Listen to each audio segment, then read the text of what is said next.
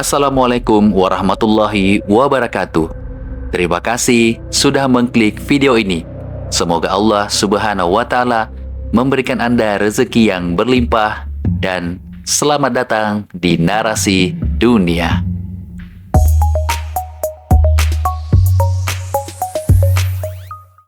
Di dalam ajaran umat Islam, kita mengenal dua sosok yang sangat powerful yang akan datang di akhir zaman untuk memporak-porandakan dunia. Siapa mereka? Ya, Dajjal dan Yajuj Majuj. Siapa yang tidak kenal sosok mereka? Sosok yang digambarkan sangat menakutkan, yang pastinya akan datang di akhir zaman.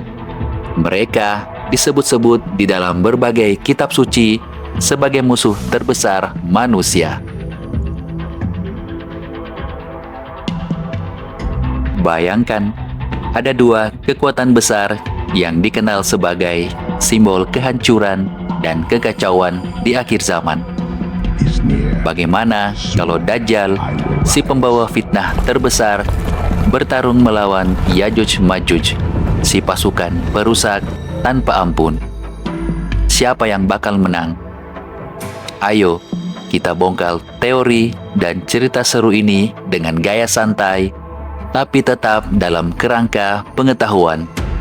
Tonton sampai habis biar tidak salah paham. Sebelum kita terlalu jauh, kita harus paham dulu siapa Dajjal dan siapa Yajuj dan Majuj. Dajjal dikenal sebagai sosok yang muncul menjelang akhir zaman. Dia disebut sebagai pembawa fitnah terbesar bagi umat manusia, dengan kemampuan luar biasa yang bikin orang ragu sama iman mereka.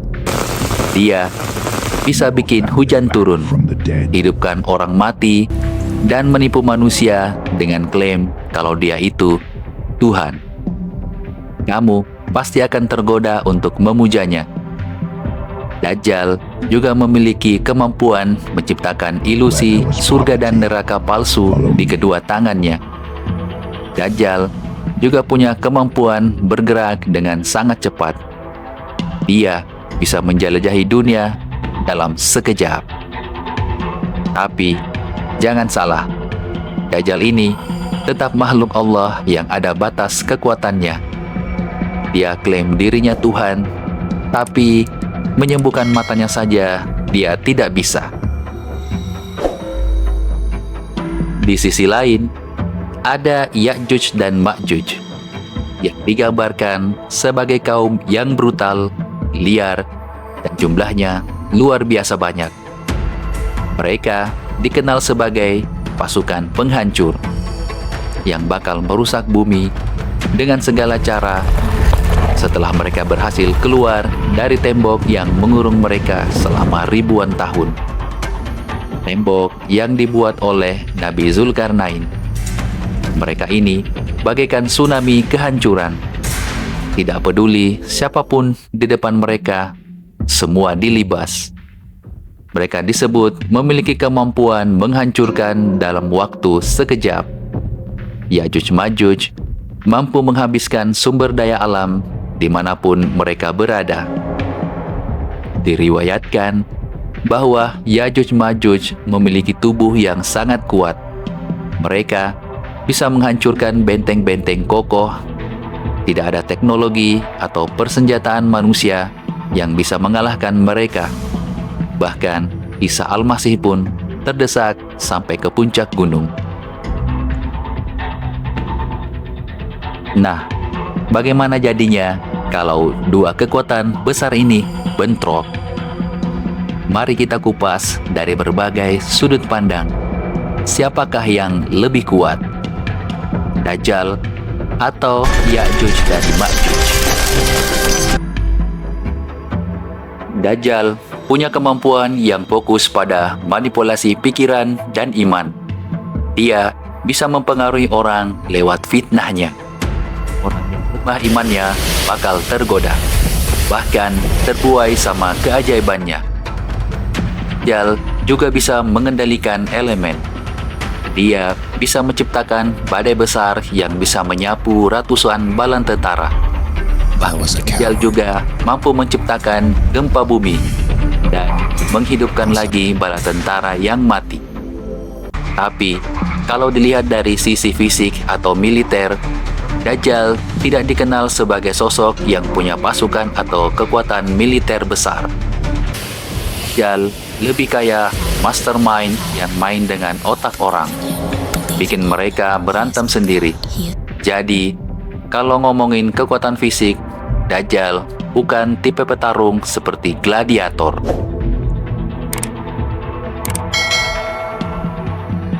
Sementara itu, Ya'juj dan Ma'juj lebih kayak zombie apokalips, tapi super terorganisir.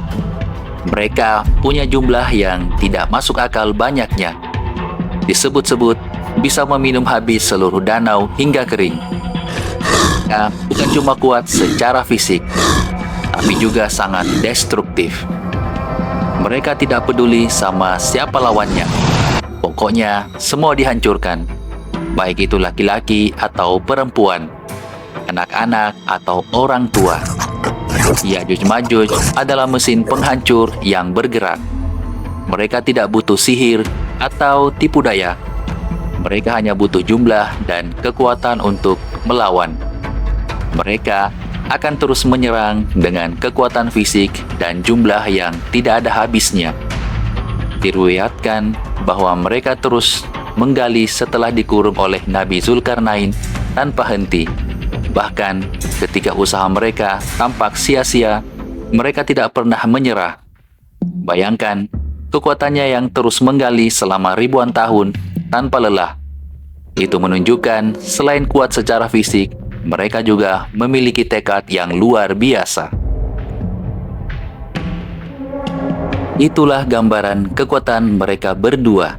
Misalkan, suatu skenario aneh terjadi di mana Dajjal dan Ya'juj Ma'juj saling berhadapan. Siapa yang akan menang? Kekuatan tipu daya beserta kuasa elemennya, atau kekuatan fisik dan jumlah yang tiada habisnya?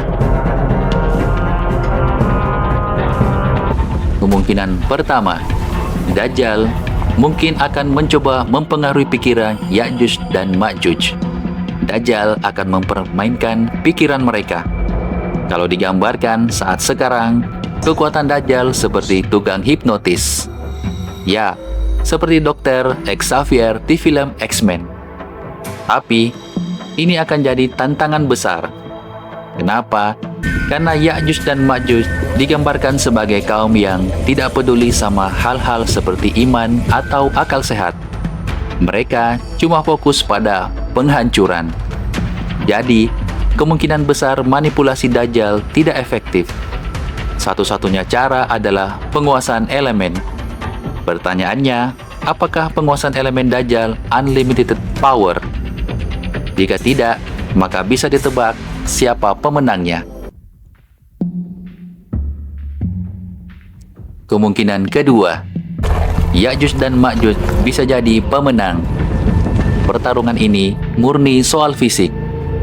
Jumlah mereka yang luar biasa banyak akan sulit dihadapi oleh siapapun, bahkan oleh Dajjal. Dajjal yang lebih solo player mungkin akan kewalahan melawan Ya'juj Ma'juj. Jika Dajjal dikeroyok setelah kehabisan tenaga dan jadi bulan-bulanan Ya'juj Ma'juj seperti copet yang ketangkap di pasar, bisa dibayangkan wajah Dajjal yang akan babak belur. Tapi tunggu dulu, ada satu pertanyaan yang lebih menarik. Kenapa mereka malah bertarung satu sama lain? Bukannya mereka ini sama-sama simbol kehancuran akhir zaman?